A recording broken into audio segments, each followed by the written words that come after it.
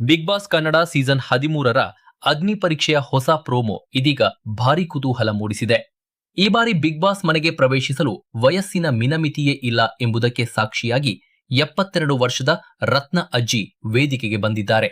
ರತ್ನ ಅಜ್ಜಿಯ ನಂತರ 20 ವರ್ಷದ ಯುವತಿಯೊಬ್ಬರು ವೇದಿಕೆಗೆ ಆಗಮಿಸಿ ತಮ್ಮ ಆತ್ಮವಿಶ್ವಾಸದಿಂದ ಎಲ್ಲರ ಗಮನ ಸೆಳೆದಿದ್ದಾರೆ.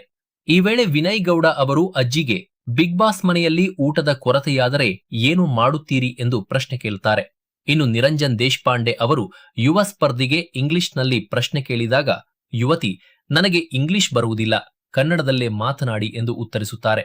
ಕೊನೆಯಲ್ಲಿ 4 ತೀರ್ಪುಗಾರರು ಆ ಯುವತಿಯನ್ನು ಸ್ಟಾರ್ ಕಂಟೆಸ್ಟೆಂಟ್ ಆಗಿ ಆಯ್ಕೆ ಮಾಡುತ್ತಾರೆ.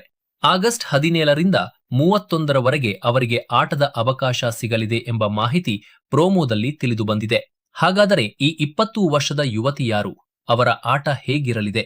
ನಿಮ್ಮ ಅಭಿಪ್ರಾಯವನ್ನು ಕಮೆಂಟ್ನಲ್ಲಿ ತಿಳಿಸಿ.